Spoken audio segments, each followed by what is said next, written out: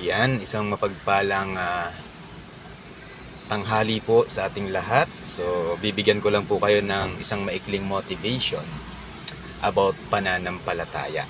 Okay? So, ang pananampalataya po mga kapatid ay parang isang bata na kapag nagsisimula pa lang siyang maglakad, very excited, di ba? Very excited, natutuwa siya kahit nadadapa-dapa siya. Excited na excited siya.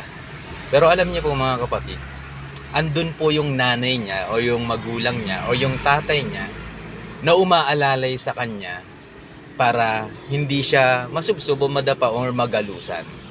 Pero sometimes nagkakaroon talaga ng senaryo na talagang kailangan madapa, kailangan magasgasan, kailangan masubsob. Pero still, nandoon pa rin yung magulang para sila ay itayo. Look at this mga kapatid, sa pananampalataya po natin, ganun din, no? Very excited tayo kapag ka po tayo ay nagsisimula sa ating pananampalataya. Natututo tayong magpagamit sa Panginoon, we are very excited, no? Yung tipong Monday pa lang gusto mo Sunday na naman. Yun yung yun yung mga time. So we are very excited. Pero wag niyong kakalimutan mga kapatid, kapag bago pa tayo sa pananampalataya or kahit matagal na, we have shepherd. Meron tayong leader, meron tayong cell leader, meron tayong pastor na silang umaalalay sa atin. Sila yung magtatama sa atin, sila yung sasalo sa atin, sila yung magbabangon sa atin, at sila yung aalalay para maabot natin yung long run. That's the importance of your leaders. That's the importance of your pastors. Kaya dapat minamahal natin yung mga leader natin. Hindi natin binabackfight.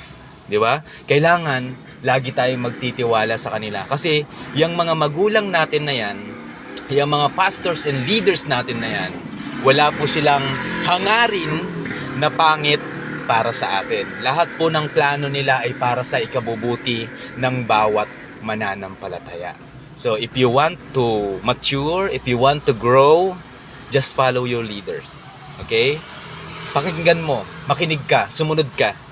Kaya nga 'di ba, sinasabi natin kapag ka disciple, ang disciple ay willing to follow, willing to grow, and willing to multiply. So, kung gusto mong makatagal sa long run, kung gusto mong maabot yung pinakamimithi natin na finish line, stay on your lane.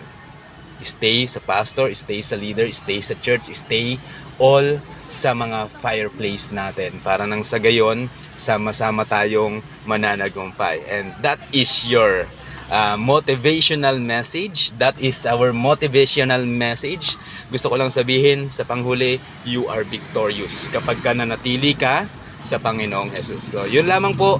God bless you all in Jesus' name.